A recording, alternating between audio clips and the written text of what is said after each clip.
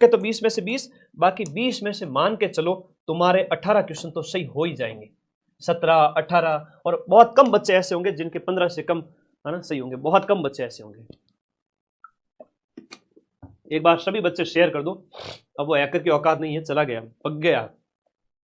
मेरा जब भी हैकर आएगा, अब ये आगामी 20 दिन में पता है कि ऑल राजस्थान 4th ग्रेड को सबसे ज्यादा मदन सर ही पढ़ा रहे हैं। अब 4th ग्रेड ही क्यों हो, आर एस प्री लियो, मैं तो आर एस प्री पढ़ा दूँ, 1st ग्रेड लियो, टॉप से टॉप एग्जाम और ग्रेड के अंदर छोटे से छोटा एग्जाम और ग्रेड के अंदर बड़े से बड़ा एग्जाम। नौकरी तो नौकरी है, जिसको चाहिए वो लेगा। तो ऐसा नहीं है कि भाई 4th ग्रेड एंड पियोन को मैं नहीं पढ़ूंगा, ऐसा कभी नहीं है। मेरा एक ही उद्देश्य है, एक बच्चे को नौकरी दिलाना। ठीक है, आर एस प्री में भी सबसे पहले प्रूफ दिए थे, सबसे ज्यादा प्रूफ। ठीक है, तो वो कोई बड़ी बात नहीं है, माइंड मैप इसी के लिए जाना जाता है। आ जाओ सभी बच्चे, तब हम हिंदी स्टार्ट करेंगे। स्वर संधि के कितने भेद होते हैं? सीधी सी बात है, स्वर संधि के 5 भेद होते हैं, और 5 भेद के सीधे सीधे उदाहरण बता देता हूँ, लफड़ा ही खत्म कर देता हूँ पूरा, कर दूं? तो फिर आ जाओ। देखो, हम बात करें, संधि है वो 3 प्रकार की होती है, और संधि के है वो आपके स्वर संधि, उसमें से संधि है यहाँ पर। संधि के 3 भेद हैं, स्वर संधि, व्यंजन संधि, विसर्ग संधि। किसी ने कभी भी लाइफ में अगर हिंदी नहीं पढ़ी है तो कम से कम मेरे डाकी जीवड़ा थोड़ा सा तो याद कर ले। हाँ, थोड़ा तो याद रखो, थोड़ा याद रखो, कम से कम इतना याद रख लो कि स्वर और व्यंजन और विसर्ग इतना तो याद ही कर सकते हो, 1, 2 और 3। अब इनमें भी जो स्वर संधि है ना, उसके 5 भेद हैं। स्वर संधि के यहां पर 5 भेद दिए गए हैं। दीर्घ संधि होती है, जहां दीर्घ हो जाएगा, है ना, दीर्घ आपको दिखेगा। दीर्घीकरण कैसे होगा वो बताऊंगा मैं। गुण संधि है, वृद्धि है। अब दीर्घ और वृद्धि, वृद्धि अलग है, दीर्घ अलग है। यण संधि, अयादि संधि, 5 प्रकार की संधि है। अब जो थोड़ा सा 1 मिनट देखिएगा इधर, कि दीर्घ संधि कैसे, दोनों तरफ के समान स्वर मिल जाते हैं। जैसे हिमालय में हिम, अ और आ मिल गया तो आ बन गया। नदी और ई, देखो यहां पर बड़ी ई और बड़ी मिलकर ये भी बड़ी ई बन गई, तो ये दीर्घ स्वर है। ये क्या है, दीर्घ स्वर बन गया। तो शब्दों के बीच में बड़ी मात्रा आपको देखने, सीधा सा अगर कोई स्वर संधि पहचानिए, है, तुम्हें ज्यादा ज्ञानी नहीं बनना है। शब्दों के बीच में अगर बड़ी मात्रा दिख जाए मतलब दीर्घ स्वर संधि है, बड़ी मात्रा मतलब दीर्घ स्वर संधि। गुण संधि के अंदर ए, ओ और अर आएगा ऐसे, जैसे सुरेंद्र, परोपकार, महर्षि, महर्षि, है ना। तो इसमें क्या होता है कि अ, एक तरफ तो अ और आ होता है, दूसरी तरफ ई, उ और री होता है। तो ई होता है तो ए हो जाता है, उ होता है तो ओ हो जाता है, री होता है तो अर हो जाता है। ए और अर वाला कहीं भी दिखे तो ऐसा थोड़ा दिमाग में सेट करो इसको। गुण संधि के उदाहरण होते हैं वो सारे के सारे, सुरेंद्र है, महेंद्र है, परोपकार है ना, इस तरह से। वृद्धि संधि के अंदर क्या होता है कि एक तरफ तो अ और आ है और दूसरी तरफ ए है, ए और ऐ, तो ऐ हो जाता है, ऐ और औ हो जाता है। जैसे तथैव, यथैव, वनौषध, बड़ी मात्रा है ना, ये वृद्धि हो रही है। शब्दों के बीच में ए और औ की मात्रा होती है ना, ये ध्यान रखना है। इसमें तो क्या होता है, बड़ी मात्रा, इसमें क्या हो जाता है, ए और औ। तो ए और औ है, ओ नहीं है, औ है।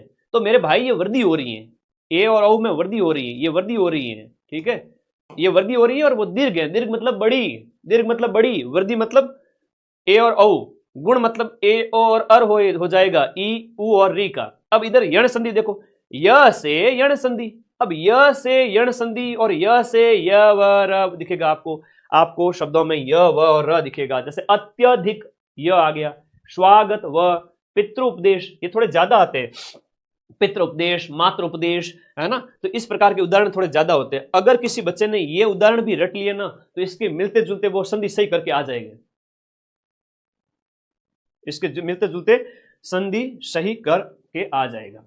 ठीक है, बड़े सिंपल से प्रश्न है।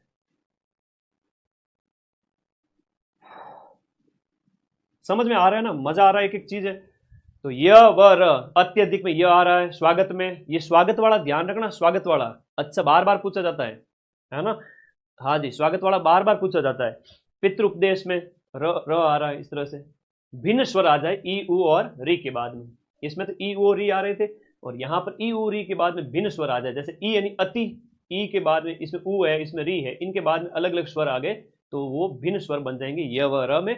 और फिर अयादि संधि के अंदर अयादि, अयादि जो 5वें प्रकार का जो है स्वर संधि का उदाहरण है। इसमें अय, आय, अव, आव, नयन, नायक, गायक, अय, आय, अव, आव, पवन, नाविक, आवक, पावक, अग्नि, अय आय, अय आय, अव आव, इस प्रकार का शब्द कहीं भी दिख जाए समझ लेना उसमें आपकी अयादि स्वर संधि है। तो ये संधि का एक फोटो ले लो यार, इस सिर्फ उदाहरण भी रट लिया ना तुमने तो भी तुम उड़ा दोगे कि भाई हाँ इसको, अगर इसका स्क्रीनशॉट किसी बच्चे के पास में, वो संधि सही करेगा ही करेगा। ले लो स्क्रीनशॉट। और मजा आया ना? हाँ, इसीलिए कहते हैं कि स्कूलों में जाते थे ना हम, जब स्कूल जाते थे ना बेटा, पढ़ाई के लिए रोते थे हम, रात दिन एक करते थे। मेरी मम्मी टेंशन करती थी कि ये बच्चा रात को सोता क्यों नहीं है। तो भाई चिमनी की रोशनी में पढ़ते पढ़ते नींद आती थी। सर्दियों में ऐसा होता था कि ऊपर की एक बार तो हुआ, मेरे जो कैप पहनी हुई थी वो भी जल गई थी, है ना, बाल जलते जलते बचे, वरना आज मैं गंजा हो जाता। तो कहने के बाद ये पढ़ाई के प्रति जुनून बहुत था, बेसिक्स स्ट्रांग है, बचपन से ही पढ़ाई के प्रति प्यार बहुत है। ठीक है, इसीलिए तो एक साल में 1 मिलियन बच्चे होने जा रहे हैं भाई। ये भगवान का आशीर्वाद है, माता पिता की जो है उनकी जो शिक्षा, माँ सरस्वती का आशीर्वाद और सबसे बड़ा तुम्हारा प्यार। ये संधि समझ में आई कि नहीं आई? सीधी सीधी सिंपल सी संधि थी। आगे समझ में एकदम जोरदार। तो अब देखो भवन में क्या, कौन सी संधि है? अब भवन में आप बता दोगे अव हो रहा है। कौन सा हो रहा है भवन में? अव हो रहा है। अव कहां पर है? ओ और बिन स्वर आएगा, ओ और बिन स्वर आएगा, भ और अन होगा। सीधी सी बात है, भ और अन होगा। अरे होगा कि नहीं होगा ये बताओ ना? होगा ना? हाँ, तो भ और अन होगा, कोई बड़ी बात नहीं है। इसका स्क्रीनशॉट हर बच्चे की जेब में होना चाहिए। नहीं हुआ नहीं तो मैं क्लास से बाद में डांटूंगा, फिर ले आओ स्क्रीनशॉट। और ये उदाहरण रटने हैं ज्यादा से ज्यादा, बस ये इतना ही कर लो बहुत है। फिर 5 मिनट में भी कोई बच्चा संधि समझ सकता है, सिर्फ 5 मिनट में भी। और किसी को ज्यादा विद्वान बनना है तो फिर पढ़ते रहो किताबें, क्वेश्चन तो यहीं से आने हैं। संधि का क्वेश्चन आएगा, इससे बाहर नहीं जाएगा। अयादि स्वर संधि, ठीक है ना? हाँ, कम समय में ज्यादा पढ़ो बेटा, कम समय में एग्जाम निकल जाएगा। ओके, गिरीश में कौन सी संधि है? देखो गिरीश में ई की मात्रा आ रही है, ई बड़ा हो रहा है, गिरीश में दीर्घ संधि है। इसमें क्या, कौन सी संधि है? इसमें आपके दीर्घ संधि है। भानुदय में कौन सी संधि है? भानु में देखो यहां पर जो है आपकी ऊ बड़ी मात्रा दिख रही है। भानु देखो क्या होता है कि 2 शब्द है इसमें और स्वरों का मेल हो रहा है, भानु और उदय है, तो ऊ बड़ा हो गया, दीर्घ संधि का उदाहरण है। किस क्रमांक में वाक धन ईश की संधि है? वाक धन ईश में किसकी संधि है? वाक धन ईश के अंदर किसकी संधि है? तो वागीश हो गया। वाक धन ईश के अंदर ये वागीश हो गया। एक एक शब्द का सही संधि विच्छेद कौन सा है? अब देखो ये आपकी वृद्धि संधि हो रही है। एक एक में क्या हो रहा है? वृद्धि संधि हो रही है। और एक धन एक, एक धन एक है वो आपका वृद्धि संधि। ए ओ और अर आया था, मैंने बताया था, ए ओ और अर, तो एक एक है वो आपके वृद्धि हो रही है। दीर्घ नहीं करना, दीर्घ तो हिमालय हैं, विद्यालय हैं, इस तरह से। प्र उपसर्ग से निर्मित शब्द है। देखो अब संधि समाप्त होती है। उपसर्ग प्रत्यय के अंदर ऐसा होता है, एक मूल शब्द होता है, आगे जुड़ता है जो है उपसर्ग आगे जुड़ करके, शब्द के आगे जुड़ करके उसके अर्थ में परिवर्तन कर देता है, उसे आप उपसर्ग कहोगे। अब प्र उपसर्ग से बना हुआ शब्द, अब आपको इसमें शब्द बनना चाहिए। अब आप जब देखोगे इसको तो अगर शब्द नहीं बना तो कोई मतलब नहीं। जैसे योग है, एक शब्द होता है, आगे प्र जुड़ गया तो प्रयोग हो गया। अब प्राकथन है, प्रतिकूल है, अब प्रति में तो ये प्रति हो गया, तिकूल तो कोई शब्द बनता नहीं है। तो उपसर्ग को अलग करने का फॉर्मूला बता देता हूं मैं, बड़ी बात नहीं बोलूंगा, फॉर्मूला ये बता देता हूं कि मूल शब्द को अलग करिए, उपसर्ग अपने आप अलग हो जाएगा। कई बार होता है दिखने वाली चीज सही नहीं होती है तो थोड़ा ध्यान देना पड़ेगा। उपसर्ग में क्या होता है कि वे शब्दांश जो किसी शब्द से पहले जुड़ करके उसका अर्थ बदल देवे उपसर्ग कहलाते हैं। जैसे असत्य है तो ये तो मूल शब्द है सत्य, उसके आगे अ जुड़ गया उपसर्ग, तो प्रीफिक्स जिसे हम कहते हैं, इंग्लिश में प्रीफिक्स कहते हैं और हिंदी में उसे उपसर्ग कहते हैं। प्रत्यय मतलब सफिक्स हो गया, तो आगे जुड़ा है सफल, तो ये क्या है बेटा? शब्द है। मेरे प्यारे भाई बहनों कि ये शब्द है। तो मूल शब्द का पहचान अगर हो गई, मूल शब्द की अगर पहचान आपसे हो गई तो आप क्या कर पाओगे? मूल शब्द की जिसने पहचान कर ली वो उपसर्ग अलग कर लेगा। बाकी तो गुरुजी मैं तो प्रतिफल में प्र उपसर्ग निकालूंगा, तो बेटा वो प्रति है और तिफल कोई शब्द नहीं होता है। ठीक है, स्वर संधि की ट्रिक वो बता दी बेटा पीछे शॉर्ट में, तो बता दी, और क्या बताऊं। तुम 10-10 मिनट देकर भी अपने नंबर बढ़ा सकते हो। मजा आ रहा है कि नहीं आ रहा है? सच बताना पहले तो। अब कई सारे उपसर्ग है, जैसे उपसर्ग के कई सारे उदाहरण दिए हुए। ये तो मैंने नेट का सहारा लिया, नेट की कई सारी सामग्री डाउनलोड की और मेरे बारे प्यारे दोस्तों के लिए लगा दूं। तो यहां पर आप हैं, ये देखो शब्द ऊ के अंदर देखो उजड़ना, उच्चक का, ये सब देखो यहां पर आपके उपसर्ग है। जैसे हम यहाँ पर उपसर्ग हैं, कायर हैं, काजल हैं, चिर में चिर उपसर्ग हो गए, ये कई सारे होते हैं इसमें। जैसे आप हम बात करें तो जैसे हम बात करें, जैसे एक शब्द आपके दे देंगे फोर्थ ग्रेड में, जैसे प्रत्यर्पण में कौन सा उपसर्ग है, तो अर्पण एक शब्द होता है और प्रति उपसर्ग होता है। तो शब्द को अलग करना सीखो, जब तक अलग करना नहीं सीखोगे तब तक कुछ नहीं होगा। तो बस एक इतना ही फॉर्मूला है। और कई बार होता है जैसे शब्द शुद्धि वाक्य शुद्धि के अंदर भी कई बार होता है कि शब्द शुद्धि और वाक्य शुद्धि के अंदर भी आप अगर थोड़ा सा इस खोपड़े का इस्तेमाल करोगे आपके प्रश्न सही हो जाएंगे, मुहावरे लोकोक्ति में भी सही हो जाएंगे, हिंदी में बढ़िया नंबर लेके आने हैं। ठीक है, 50,000 सीटें हैं बेटा, सिलेक्शन तो ले ही लो। अब देखो किस शब्द में प्र उपसर्ग का प्रयोग नहीं किया गया है दिए गए में। देखो प्रकृति, प्रज्वलित और प्रख्यात में है, लेकिन प्रत्युष में नहीं है, प्रत्युष में नहीं है। प्रत्यागत में कौन सा उपसर्ग है, प्रत्यागत में कौन सा उपसर्ग है बताओ, प्रति धन आगत, तो प्रत्यागत में प्रति हो गया, प्र नहीं होगा। प्रत्येक में कौन सा उपसर्ग है, दिए गए में से प्रत्येक में कौन सा उपसर्ग है, प्रत्येक है। जो उपसर्ग वाले प्रश्न जो बार बार पूछे जा रहे थे मैं वो लेके आ गया। अब तुम्हारी किस्मत अच्छी रही तो इसमें से भी हिंदी सेम टू सेम मिल जाएगी, नहीं तो फिर फॉर्मूले बताए हुए हैं तुम लोग कर ही लोगे, उपसर्ग प्रत्यय वगैरह। पूजनीय शब्द में कौन सा प्रत्यय है, जो शब्द पूछा है। देखो पूजा मूल शब्द होता है, पूज धातु से बना है, संस्कृत से ही तो हिंदी बनी है, तो अनीय है इसके अंदर, क्या है, अनीय है। चतुराई में कौन सा, देखो चतुर और चतुराई, आई या राई, अब प्रत्यय कौन सा होगा बताओ, आई या राई, तो राई नहीं होता है, आई होता है, क्या होता है, आई, चतुर आई। अब देखो क्या होता है, सफिक्स क्या होता है, इंग्लिश के अंदर सफिक्स होता है, हिंदी के अंदर प्रत्यय होता है। प्रत्यय वह शब्द का अंश है जो शब्द के अंत में जुड़ करके उसके व्याकरणिक रूप, या तो व्याकरणिक रूप में या फिर उसके अर्थ में ही चेंज कर देता है। जैसे समाज एक मूल शब्द है, ये मूल शब्द के अंदर जुड़ता है ना, डरना नहीं है, बहुत आसान है। मूल शब्द आपको अलग करना आ गया तो समझ में आ जाएगा कि भाई उससे नया शब्द क्या बना।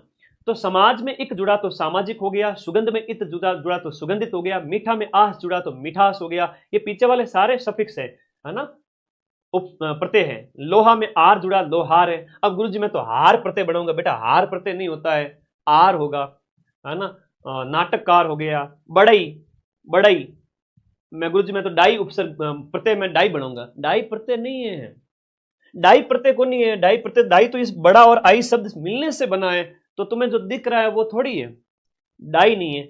आई स्वर को भी तो देखो, शब्द को पहचानो, है ना, ये कई सारी चीजें होती है बड़ी कॉमन सेंस के साथ की जा सकती है। बड़ाई, होनहार, है ना, इस तरह से। प्रत्यय भी कृत प्रत्यय और तद्धित प्रत्यय के रूप में बांटे गए हैं। कृत के अंदर तो विकारी और अविकारी आते हैं, और तद्धित के अंदर जो कृत भाव, और ये आपको इसमें फंसना नहीं है, ठीक है। कृत प्रत्यय के अंदर जैसे कई सारे उदाहरण मैंने लिखे हैं, जैसे आपका लुटेरा है तो एरा प्रत्यय हो गया, होनहार चटनी के अंदर ये हो गया, देह में यह प्रत्यय हो गया। खैर मुझे पूरा भरोसा है कि हिंदी में 5 में से 4, 10 में से 8, 10 में से 8, 15 में से 12, 13, 20 में से लगभग 16, 17 क्वेश्चन तुम सही कर दोगे, इतना मुझे पूरा भरोसा है आप लोगों के ऊपर, ठीक है। ओके, किस समास में प्रथम शब्द प्रधान होता है। समास वाली फोटो, अरे वाह भाई वाह, समास की भी फोटो लगा दी आपके मदन सर ने, तो वाह भाई, ये बड़े प्यारे प्यारे प्रश्न पूछे गए हैं। किस समास में पहला पद प्रधान होगा, जिसके ऊपर हम अव्ययी भाव समास कहते हैं। यथा शक्ति, यथा योग्य, आजानु बाहु, ऐसे कई सारे शब्द हैं जो आपके अव्ययी भाव समास के उदाहरण है। जैसे अव्ययी भाव समास के अंदर थोड़ा सा ध्यान देना, समास सिर्फ 2 मिनट में क्लियर कराऊं, है ना, समास सिर्फ 2 मिनट में। यहां देखिएगा बड़ा सीधा सीधा,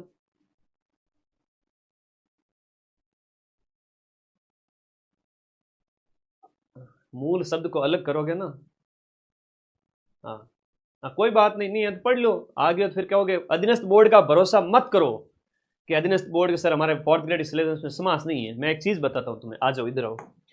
पटवारी के पेपर के अंदर आपके सिर्फ और सिर्फ नेशनल करंट लिखा हुआ था, और सारा का सारा कौन सा करंट दिया, राजस्थान वाला। तो भरोसा मत करो पटवारी के ये अधीनस्थ बोर्ड के ऊपर, और नहीं है तो बेटा तुम मत पढ़ो, स्किप करके आगे बढ़ जाओ, और जिस समय क्वेश्चन आ गया तो 2 नंबर उन बच्चों के ज्यादा आएंगे जो पढ़ के गए। 2 मिनट लगेंगे, बस पढ़ लो। हम बात करें, मैं फिर से कह रहा हूं, अधीनस्थ बोर्ड पे भरोसा मत करो मत करो मत करो, ठीक है। अव्ययी भाव समास की बात करें, जैसे प्रारंभ में उपसर्ग जुड़े होते हैं, है ना, उपसर्ग होते हैं, जैसे आ, यथा, ये ज्यादा पूछे जाते हैं, जैसे यथाशक्ति, आ जन्म, आ जानु बाहु, इस प्रकार से। तत्पुरुष समास के अंदर तत्पुरुष समास के अंदर जैसे आपके समास का विग्रह करने पर आपका जो है को, शे, इस प्रकार के लिए इस तरह से जुड़े होते हैं, जैसे गगन चुंबी, गगन रस से भरा, इस तरह से। कर्मधारी समास के अंदर क्या होता है कि समास के उत्तर पद की विशेषता बताई जाती है। उत्तर पद मतलब लास्ट वाला जो पद है, कमल, कमल कैसा या नीला, तो इसकी विशेषता है कर्मधारी में होती है। द्वंद्व समास की हम बात करें तो द्वंद्व में आपके योजक चिन्ह और का प्रयोग होता है, जैसे दिन और रात, ऐसे और का भी प्रयोग होता है। द्विगु समास अभी पटवारी में पूछा गया था, जिसमें शुरुआती जो पहला पद है वो संख्यावाचक होता है। और बहुव्रीहि समास के अंदर क्या होता है, देवी देवताओं के शब्द हैं, दो पदों में से किसी तीसरे पद की ओर संकेत किया जाए। लंबा है उदर, जिसका मतलब गजानन के बारे में बात हो रही है, दशानन के मतलब यहां पर रावण के बारे में बात हो रही है, तीसरे के बारे में। नहीं पढ़ना समास, बात खत्म। 2 मिनट लगे, क्या लगा, क्या कुछ भी नहीं लगा। और समास का पक्का प्रश्न आएगा, मैं फिर से तुम्हें लिख के दे रहा हूं, ठीक है सर। राजस्थान करंट आएगा, हम भी सोच रहे थे राजस्थान करंट नहीं आएगा, लेकिन अधीनस्थ बोर्ड ने धोखा दे दिया, क्या करें। नहीं, धोखा दे दिया। अब धोखा दे दिया तो फिर 2 नंबर पीछे रह जाओगे, इससे बढ़िया 2 मिनट में पढ़ लो। सिर दर्द, तो सिर में दर्द। आजानुबाहु, तो ये आपका जो है अव्ययी भाव समास है, इसके अंदर अव्ययी भाव समास है, और जिसके हाथ घुटनों तक लंबे हो। अंतिम पद प्रदान होता है किस समास के अंदर, आपका लास्ट पद है वो आपका किस पद में अंतिम पद प्रदान होता है, तत्पुरुष के अंदर अंतिम पद प्रदान होता है। रामचरित्र, राम का चरित्र तत्पुरुष होता है। गुरु दक्षिणा, तो गुरु दक्षिणा की हम बात करें तो गुरु के लिए दक्षिणा हो गया, गुरु के लिए दक्षिणा हो गया। द्वंद्व समास बीचों बीच होता है इसका। द्वंद्व समास भूल चूक माता पिता का उदाहरण कौन सा नहीं है, कपीश्वर नहीं है। पाप पुण्य का किस समास का, द्वंद्व समास का उदाहरण है पाप पुण्य, योजक वगैरह आ जाए। मैं फिर से कह रहा हूं, समास, संधि, उपसर्ग, प्रत्यय सारे पढ़ के जाने हैं, ठीक है। पाप पुण्य में द्वंद्व समास हो गया। त्रिफला, 3 आ गया, अक्षर है ना, त्रिफला द्विगु हो गया। नवनिधि में द्विगु हो गया। बहुव्रीहि के अंदर यहां पर बात करें, जैसे आपका चंद्र है जिनके शिखर पर, भगवान शिव के बारे में कह रहा है, ये आपका कर्मधारी है, राजा का कुमार है तो तत्पुरुष है। चंद्रचूड़ है वो आपके बहुव्रीहि समास है, ये भी पटवारी में भी पूछा गया था चंद्रचूड़ वाला, ठीक है। तो अच्छे प्रश्न है, बार बार पूछे जा रहे हैं, देख लीजिएगा। बहुव्रीहि, भगवान शिव के बारे में बात हो रही है, तीसरा अर्थ है। दोनों पदों में विशेष्य और विशेषण उपमेय उपमान की बात हो रही हो, विशेषताएं बताई जा रही हो। कर्मधारी, नील कमल है, जैसे कर्मधारी समास वगैरह हो गया। हिंदी बहुत सरल है, जिसका समझ में आ गई थानेदार पास कर देगा, ठीक है। और जिसके समझ में नहीं आई तो फिर बैठे रहो। नील कमल में आपका कर्मधारी समास है, ठीक। खुश, आ जाओ। संज्ञा तुम्हारे सिलेबस में है। अब ये मत कहना कि गुरुजी मार तो संज्ञा सिलेबस में नहीं है, ऑनलाइन कुटुला, ठीक है। संज्ञा है सिलेबस में, लखनऊ के लाडे कहीं के। अब सर संज्ञा तो है सिलेबस में, लेकिन अगर परीक्षा में प्रश्न आ गया तो याद कैसे करेंगे। संज्ञा भी है, सर्वनाम भी है। सर्वनाम अगली वाली 500 वाली क्लास क्वेश्चन लेके आऊंगा, 500 क्वेश्चन लाऊंगा उसमें, लेकिन आज संज्ञा पढ़ा के जाऊंगा, ठीक है। संज्ञा के अंदर देखो, किसी व्यक्ति है, नाउन जिसे कहते हैं, व्यक्ति, वस्तु, जाति, द्रव्य, गुण, भाव, स्थान और क्रिया के नाम को संज्ञा कहते हैं, ठीक है। जाति मतलब पशु की जाति। अब जाति में भी कोई बिल्ली आ गई, संज्ञा नहीं है कि सिलेबस में, क्या बात कर रहे हो भाई, संज्ञा तो होनी बिल्कुल है, संज्ञा सर्वनाम सारे हैं, संज्ञा के बिना तो मामला ही नहीं हो। हाँ, मैं सिर्फ एक चीज कराऊंगा, ये लास्ट, सिर्फ ये एक पैराग्राफ, और 4th ग्रेड का जिस दिन पेपर होगा ना, उस दिन संज्ञा और समास के उदाहरण मैं वहां दिखाऊंगा तुम्हें पेपर के अंदर, ठीक है। अधीनस्थ बोर्ड के भरोसा मत करो, ट्यूशन आएंगे, अगर सिलेक्शन नहीं लेना है तो इन्हें पढ़ के मत जाना, ठीक है। 1-2 मिनट में करा देता हूं। व्यक्तिवाचक, जिसमें व्यक्ति का नाम हो। जातिवाचक, राम जैसे किसी लड़के का नाम है तो लड़का जाति है, लेकिन राम है तो वो व्यक्ति है। भाव में जैसे बुढ़ापा मोटापा आ गया। द्रव्य में कोई ठोस तरल धातु, पानी दूध वगैरह। और समूह में ग्रुप का नाम आ गया। अब और इससे ज्यादा क्या पढ़ोगे, अब इससे ज्यादा क्या पढ़ोगे, है ना, इससे ज्यादा क्या ही पढ़ोगे। बस हो गया, क्लियर हो गया, सब संज्ञा में इतना ही करना है। और आएगी, पक्का प्रश्न आएगा।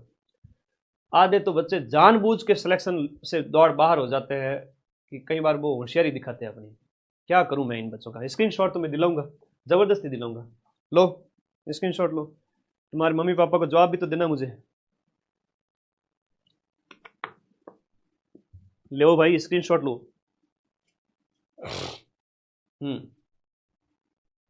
हाँ, अब मैं तुम्हें एक सवाल पूछता हूं, बताओ ये संज्ञा के जो तुमने 5 प्रकार देखे, अब ये बताओ लोहा कौन सी संज्ञा हो गई सर? द्रव्यवाचक। बताओ मदन सर, इसमें कौन सी संज्ञा हो गई? मदन व्यक्ति का नाम है, व्यक्तिवाचक संज्ञा। आदमी में कौन सी संज्ञा हो गई? जातिवाचक। हिमालय में कौन सी संज्ञा हो गई? व्यक्तिवाचक। पर्वत में कौन सी संज्ञा हो गई? पर्वत तो बहुत सारे सर, पर्वत तो जाति है। हाँ ठीक है, इस प्रकार से थोड़ा समझना सीखो।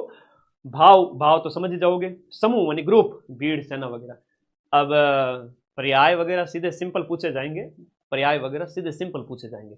कौन सा एक शब्द है वो रात का पर्यायवाची शब्द नहीं है? निशा है, यामिनी है, विभावरी है, लेकिन उर्मी मतलब लहर होती है, उर्मी मतलब तरंग होती है ना, जल उर्मी तरंग होती है। हाँ तरंग होती है, लहर होती है, तो वो इसका पर्याय नहीं होगा, याद रखना। पर्याय सीधे सीधे पूछे जाएंगे, गलत मत करना, ठीक है? हाँ गलत मत करना, तुम लोगों को मेरी कसम है, ध्यान रखना इस बात का। किस विकल्प में सभी शब्द हैं मां सरस्वती के पर्यायवाची शब्द नहीं है? शुरभि और वीणावाणी। शुरभि मां का पर्यायवाची शब्द नहीं है, शुरभि मां सरस्वती का पर्यायवाची शब्द नहीं है। दिए गए में से जो बाकी सभी मां सरस्वती के पर्यायवाची शब्द हुआ ग्रुप हो जाता है, ठीक है? ओके। शुरभि का मतलब क्या होता है? सुगंध, खुशबू। शुरभि का मतलब होता है सुगंध। आराम से प्रश्न के ऊपर ध्यान देना है ना, ये तो ज्यादा ही होशियार नहीं बनना। गुरुजी कह रही है, चौकी बात कह रही है, मैं मेरे अनुभव से कह रहा हूं। हाँ बढ़िया, आराम से फोकस करो। फिर भ्रमर शब्द यानी कि जो भंवरा है, उस भंवरे का पर्यायवाची कौन सा नहीं है? मधुप है, अली है, भंवरा है, शफरी। शफरी होती है झक। झक मार रहा था क्या? झक मतलब मछली। शफरी भी कौन होती है? मछली। तो ये मछली है, झक है, ये सब इसी के ही उदाहरण है, ठीक है?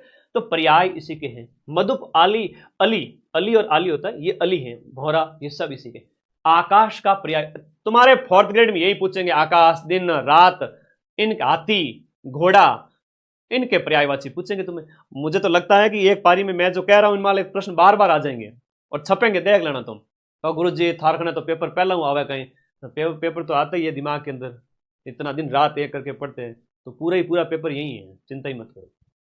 किस क्रम में आकाश का पर्यायवाची शब्द नहीं है? व्योम है, शून्य है, दिव है, विभु है। तो दिए गए शब्द में हम बात करें, जो आकाश का पर्यायवाची शब्द है, यह आपको याद रखना है। विभु है वो इसका पर्यायवाची शब्द नहीं है। विभु किसका पर्यायवाची शब्द है? विभु है वो आत्मा का पर्यायवाची शब्द है।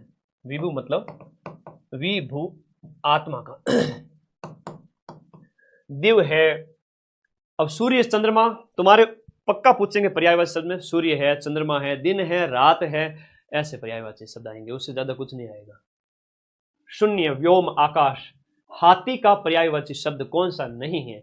देखो मतंग है, करी है, नाग है। अब तुम कहोगे गुरुजी नाग तो सांप होता है। अरे बेटा, हिंदी में अनेकार्थक शब्द होता है, अनेक, एक शब्द के अनेक अर्थ निकलते हैं। पुंडरिक मतलब कमल होता है, पुंडरिक मतलब कमल होता है, हाथी नहीं होता। पृथ्वी का पर्यायवाची, पृथ्वी और अग्नि तो तुम्हारे फेवरेट है, लिख लेना। पृथ्वी और अग्नि और पर्वत, हाथी, घोड़ा, दिन, रात, ये तुमसे पूछे जाएंगे। कमल है ना, जलज, कमल को कहते हैं। तो ये तो सामान्य से प्रश्न है, बचपन से पढ़ते आ रहे हो, पहली दूसरी से लेकर के, हालांकि 8वीं तक तो ये पढ़ते ही थे तुम, 9वीं 10वीं तक तो सिंपल सिंपल क्वेश्चन आएंगे, 10वीं स्तर तक के। तो पृथ्वी का पर्याय दिनकर, वसुंधरा, आत्मजा, गिरी। अब दिए गए में आपका पृथ्वी का पर्यायवाची शब्द है कौन सा? वसुंधरा, है ना। पर्वत का भी पूछेंगे, लिख लो साइड में। आग का पर्यायवाची कौन सा है? अनल। अनल आग होती है, अनल क्या होती है? आग होती है। अच्छे अच्छे प्रश्न, हिंदी तो ऐसी है, कोई 7 दिन भी पढ़ लेना तो थानेदार के पेपर में भी बढ़िया परफॉर्म करके आ जाओ। 200 में से 150 ले आओ, अगर ढंग का, जिसको नॉलेज है, थोड़ा बुद्धि जिसकी हिंदी के लिए बड़ा प्यार करती हो, है ना, ठीक है। पटवारी का पेपर जिस तरीके से जितना सरल आया, उसको देखते हुए इस 10वीं स्तर की तो टेंशन मत लो, पेपर सामने पड़ा है बस।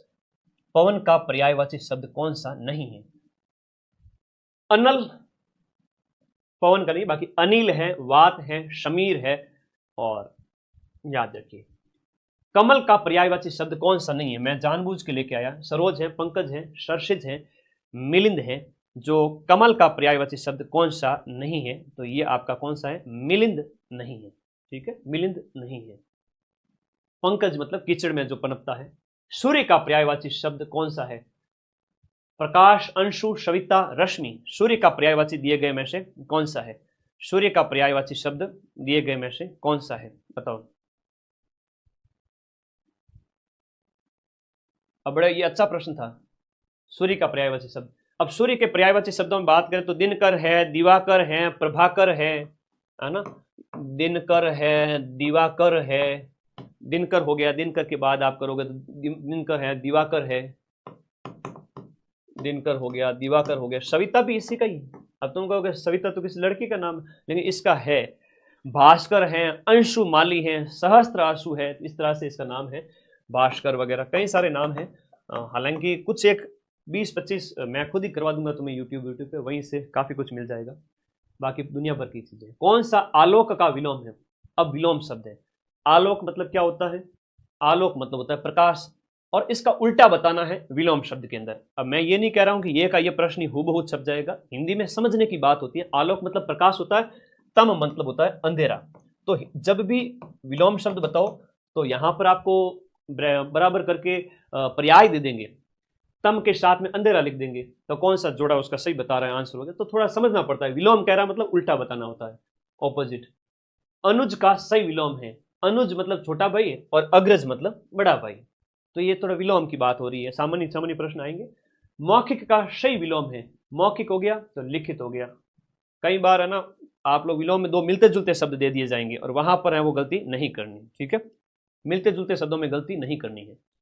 हम सोचते हैं यही इसका विलोम होगा, लेकिन कई बार ऐसा नहीं होता है। उपेक्षा करना, ना कि इग्नोर मारना। इग्नोर मारने के साथ साथ यहाँ पर कह रहे मुझे तो खूब उपेक्षा की गई, अरे मुझे सम्मान दिया गया, तो ये प्रकार से ये इसका उपेक्षा अपेक्षा। अब इसमें बच्चे कई बार होता है कि उपेक्षा और अपेक्षा में कंफ्यूज हो जाते हैं। सम्मान होगा, तिरस्कार का सम्मान होता है।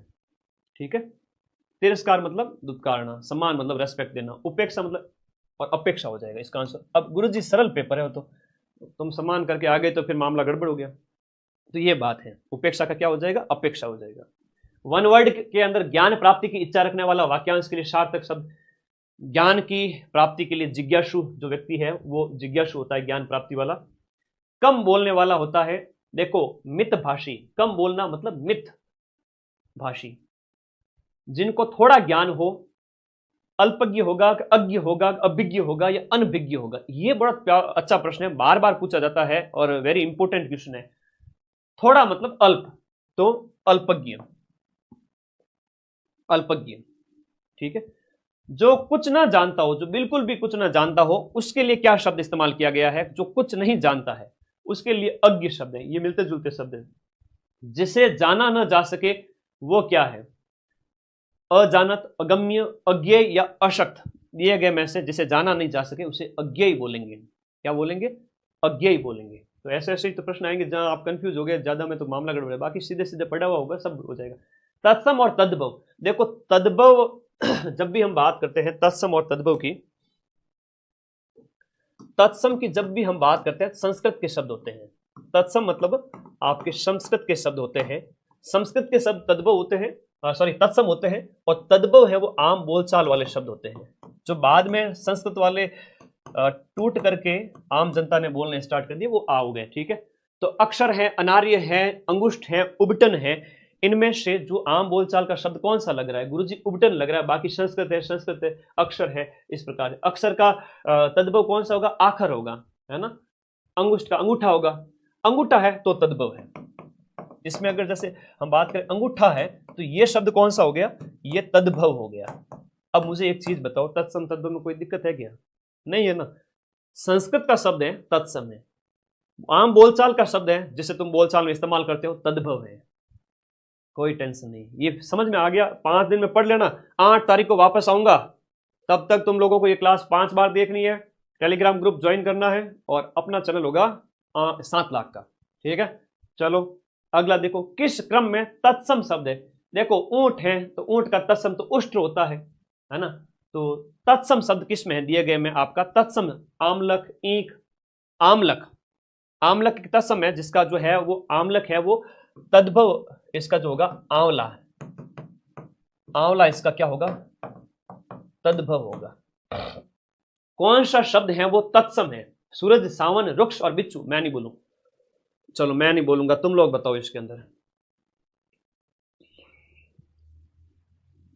अरे बताओ बताओ बताओ फटाफट, लखनऊ के लाडे मेरे, काम के नकाज के, बताओ बताओ। पढ़ाई खूब करीबड़ी है, सिलेक्शन से करीब पहुंचे हुए हो, नौकरी हाथ में आने वाली है। तत्सम मतलब संस्कृत, तत्सम मतलब संस्कृत का शब्द, तत्सम मतलब संस्कृत का शब्द, बताओ कौन सा है। सीधा सीधा दिख रहा है गुरुजी, हमें तो वृक्ष है। बिल्कुल डर होना ही नहीं चाहिए कभी जिंदगी के अंदर, सीना ठोक के आंसर दो, किसी से नहीं डरना है ना। यमराज भी आ जाए ना तो कहना 2 मिनट साइड बैठ जाओ, ठीक है अभी मुझे काम करना है। तो ये वो वाली बात है। तो लाइफ में थोड़ा सा यूं स्वैग लाओ यार, ऐसे कैसे चलेगा जिंदगी। पानी और पसीने में बड़ा अंतर होता है, पानी और पसीने में बड़ा अंतर होता है, सांस लेने में और जीने में बड़ा अंतर होता है। यूं मुर्दा घड़ियों की तरह जीने वालों, है ना, ये जीना बड़ा एकदम अपनी तरफ से, लाइफ अपनी तरफ से जीनी, डर डर के नहीं, जो होगा देखा जाएगा, बिड़ जाओ जाकर के। तद्भव है वो आपका, दंत है, मृत्यु है, मत्स्य है, कंदा है, तो तद्भव। जो आप पहले तो यहाँ इसमें क्या करो, छांटो, दिए गए विकल्प में जो है उनको छांटना है। जैसे तद्भव है, मत्स्य मछली निकल गया, मृत्यु मौत है, दंत दांत है, इनके तत्सम जो है ये तत्सम दंत है तो तत्सम है। तद्भव इनका दांत होता है, मृत्यु का मौत होता है, मत्स्य का मछली होता है, इन सब के तो हैं, लेकिन कंदा है तो वो आपका तद्भव है। कंदा क्या है, तद्भव है। और कंधे के अगर कहें कि गुरुजी इसका तत्सम कौन सा है, तो स्कंद है, स्कंद है वो आपका, इसका क्या है, तत्सम है। पुस्तक किस प्रकार की संज्ञा, अब संज्ञा वाला क्वेश्चन तुम लोगों को अगर अच्छे नहीं लगते तो मैं आगे बढ़ जाता हूं। संज्ञा पुस्तक है, देखो पुस्तक एक जाति है, लेकिन गीता पुस्तक की बात करें तो वो एक क्या हो गई, व्यक्तिवाचक हो गई, ठीक है। तो इस प्रकार से यहां पर ये अंतर आना चाहिए, ठीक है। अब यहां पर धोखा, धोखा कैसी संज्ञा है, धोखा एक कैसा है, धोखा एक भाव है, धोखा एक कैसा है, भाव है। गांधी को राष्ट्रपिता कहा गया इस वाक्य में, गांधी, गांधी जाति है या गांधी व्यक्ति है, महात्मा गांधी की बात हो रही है इसलिए यह व्यक्तिवाचक संज्ञा है। महात्मा गांधी की बात हो रही इसलिए व्यक्तिवाचक संज्ञा है। अगर गांधी लोग इत्र बेचते हैं, गांधी कौन हुए, जो गंध का व्यापार करते थे, गंध कौन सी, सुगंध, सेंट वेंट बेचने का काम करते थे, वो गंधी कहलाए, उससे शब्द बन गया गांधी। तो गांधी जाति व्यापार करती है इत्र का, गांधी इत्र का व्यापार करते हैं, कौन सी संज्ञा हो गई, जातिवाचक। गांधी हमारे राष्ट्रपिता है, कौन सी संज्ञा हो गई, व्यक्तिवाचक। कौन से गांधी की बात हो रही है, मोहनदास करमचंद गांधी की बात, भूलोगे नहीं जिंदगी में कभी भी, ठीक है ना।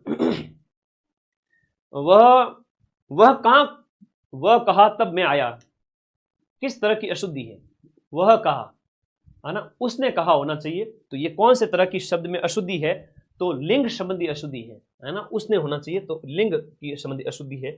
आपसे तो इतना ही पूछा जाएगा, निम्न में से कौन सा अशुद्ध वाक्य है, ऐसा आएगा। तो रमा ने अपनी सहेली को उपहार दिया, तुम्हारा यहां क्या काम है, विंध्याचल हरा भरा हो गया, ये पानी का कुआं कैसे सूख गया। तो इन दिए गए शब्द के अंदर जो है अशुद्ध वाक्य, रमा ने अपनी सहेली को उपहार दिया, सही है, तुम्हारा यहां क्या काम है, विंध्याचल हरा भरा हो गया, यह पानी का कुआं कैसे सूख गया। अब पानी भी है कुआं भी है तो सीधा सही पता ही चल रहा है, कोई नियम नहीं लगाना है, दिमाग में बात अगर सेट हो रही है तो ऑटोमेटिकली सारी चीजें क्लियर हो गई। नियम वगैरह लगाने का काम ऐप के अंदर डिटेल में पढ़ लिया है और पूरे साल पढ़ ही रहे थे, ठीक है। कई बार होता है कि आरएस जैसे एग्जाम को पास करने वाले हमारे जैसे पढ़ाने के लिए टॉपर्स लोग आए थे, आरटीएस जितने भी थे 8-10 लोग, तो उनको मैंने कहा आप हिंदी वगैरह सर हम पढ़ा देंगे, हिंदी तो क्या दिक्कत है, हमें हिंदी में रूल है ना, हमें हिंदी में रूल नहीं आते। कई बार ऐसा होता है कि सर हमें हिंदी में रूल नहीं आते, लेकिन फिर भी हमने उदाहरण इतने निकाले हुए हैं कि हम देख के पता लगा लेंगे कि ये शब्द अशुद्ध है, अशुद्ध है। तो ये तो बस स्वभाव की बात है, व्यवहार की बात है, आने चाहिए, आपके व्यवहार में चीजें होनी चाहिए। लोकोक्ति और मुहावरे में अंतर क्या है, सीधी सी बात है, यहाँ पर लोकोक्ति एक पूरा वाक्य होता है, पूरा सेंटेंस होता है, और मुहावरा वाक्यांश मात्र होता है। और बता दूं तुम लोगों को, तो मुहावरा जब भी होता है ना, आपसे अगर पूछ लिया जाए निम्न में से जो नाच न जाने आंगन टेढ़ा, ये लोकोक्ति है या मुहावरा है, क्या है, तो आप कहोगे वो लोकोक्ति है, क्योंकि मुहावरा होगी उसके अंदर क्रिया होगी, पीछे क्या होगी, क्रिया होगी, मुहावरे के अंदर क्रिया होगी। 9 2 11 होना, 9 2 11 होना, जैसे मुहावरा है भाग जाना, 9 2 11 होना। अब पीछे होना एक क्रिया है, वर्ब है, तो वो मुहावरा है, और लोकोक्ति है, पूरा सेंटेंस होता है। That's it, nothing else. ठीक है, एक दिन के अंदर हिंदी स्ट्रॉन्ग कर सकते हो तुम। अभी पूरे साल का जो भी पढ़ा हुआ है उसको समेट लो, हिंदी तो पटक दो साइड ही हूँ, है ना, कोई बड़ी बात नहीं है। डंका बजना मुहावरे का सही प्रयोग है। प्रतिष्ठा होना, अपना डंका बोल रहा है, इसीलिए तो हैकर को आना पड़ रहा है। अंधे के हाथ बटेर लग गया, अंधे के हाथ बटेर लगना कि लास्ट 2 दिन में मदन सर की कहा क्लास देख गया, 4th ग्रेड का सिलेक्शन ले लिया, पूरे साल भले ही ना पढ़ा, लेकिन अंधे के हाथ बटेर लग गया। कई बार होता है, ऐसे ऐसे बच्चे भी हैं जो मेरे पे इतना ब्लाइंड ट्रस्ट करते हैं कि मेरी पीडीएफ पढ़ के चले जाएंगे। तो अयोग्य व्यक्ति, हालांकि वो अयोग्य नहीं है, वो योग्य है। यहाँ पर जो है वो है आपके अंधे के हाथ बटेर लगना, इसका अर्थ है अयोग्य को उत्तम वस्तु मिलना। एक तो करेला ऊपर से नीम चढ़ा, जो अधिक बुरा हो जाना, जो कुछ ऑप्शन नंबर जो आपका 4 है, अगर बुरी संगति में रहोगे अधिक बुरे हो जाओगे। कंगाली में आटा गिला, इस लोकोक्ति का मतलब क्या है? मुसीबत में और मुसीबत आ गई, इसका अर्थ निकालना है। यूं नहीं कि गुरुजी आटा कम था और मिला दिया उसके अंदर कम पड़ गया, वो वाली बात नहीं, इसका नया अर्थ निकालना है आपको। क्या निकालना है? एक तीसरा अर्थ। अब पौ 12 होना एक मुहावरा है। मैं तुम्हें ये नहीं कह रहा कि हिंदी की कई सारी चीजें एक जैसी मिल जाएगी, जीके मिल सकता है, हिंदी गणित वगैरह एक जैसे कैसे मिल सकती है? उसके अंदर तो आपको अपना दिमाग लगाना है। मैंने कुछ फॉर्मूलाज, कुछ कॉमन बातें आपको अपने ज्ञान के बेस पे बता दी कि भाई बच्चों आप लोगों को इस तरह से पढ़ना है, तो आप लोग कहोगे कि यस सर हम सही कर लेंगे, तो वो वाली बात है।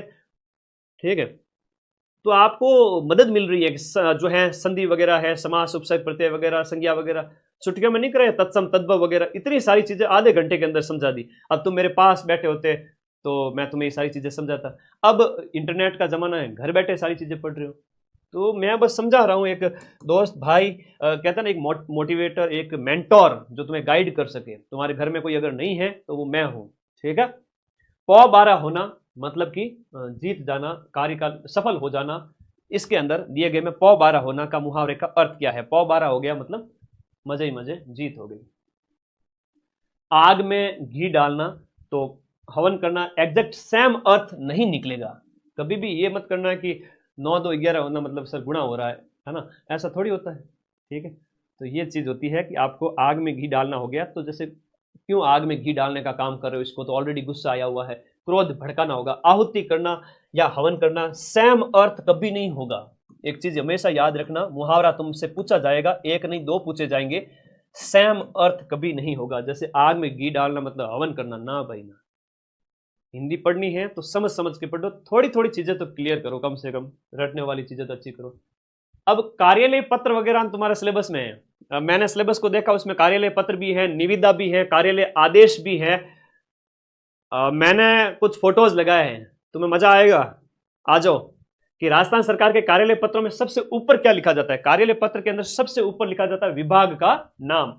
कार्यालय पत्र के अंदर पारिभाषिक शब्दावली एडमिनिस्ट्रेशन के लिए हम बात करें तो इसका अर्थ हो जाएगा एडमिनिस्ट्रेशन मतलब प्रशासन होता है। और मेमोरेंडम, अभी मैं पत्र की फोटो दिखाऊंगा सारी, है ना। मेमोरेंडम के लिए सही पारिभाषिक शब्द कौन सा हो जाएगा? मेमोरेंडम मतलब ज्ञापन सौंपना, ज्ञापन होता है ना। एकेडमिक मतलब आपका शैक्षणिक हो गया, एकेडमिक मतलब शैक्षणिक हो गया। काउंसिल लेने की आपकी परिषद हो गई, काउंसिल मतलब परिषद है। दो या 3 प्रश्न पारिभाषिक शब्दावली के 20 में से आएंगे, 2-3 मुहावरे के आएंगे। पारिभाषिक शब्दावली, मुहावरे और ये लेटर वगैरह मिलकर के 6 से 7, हो सकता है कि 8 क्वेश्चन भी हो जाए। अब सिलेबस के अंदर जो 4th ग्रेड में है वो आपका कार्यालय आदेश भी है, शासनादेश भी है, परिपत्र है, इसके साथ अर्ध सरकारी पत्र भी है, अधिसूचना है, कार्यालय ज्ञापन है और ज्ञापन है। ये वाले आपके सिलेबस में नहीं है। ठीक है, ये वाले आपके सिलेबस में है कि नहीं है, ये बताओ पहले। है? हाँ, अभी तो रुको, अभी लास्ट के 10 दिन के अंदर मां सरस्वती को साक्षी मान के कह रहा हूं, 8 तारीख को जब अपना चैनल आप लोग 7 लाख हो जाएगा, करो सब्सक्राइब सभी साथी। मैं आऊंगा 2nd ग्रेड को निवेड़ करके 8 से 18 तारीख, ऐसा जलवा बिखेरूंगा, तुम लोग जिंदगी भर के लिए खुश हो जाओगे। 50,000 की नौकरी लगेगी सीधी। बड़ा मेरे अंदर पता नहीं क्या आ जाता है, मां सरस्वती आ जाता है लास्ट टाइम में, मतलब बस पेपर में आने लायक चीज ही कराता हूं। फिर वो कार्यालय ज्ञापन, ये प्लान बता रहा हूं तुम्हें पहले ही।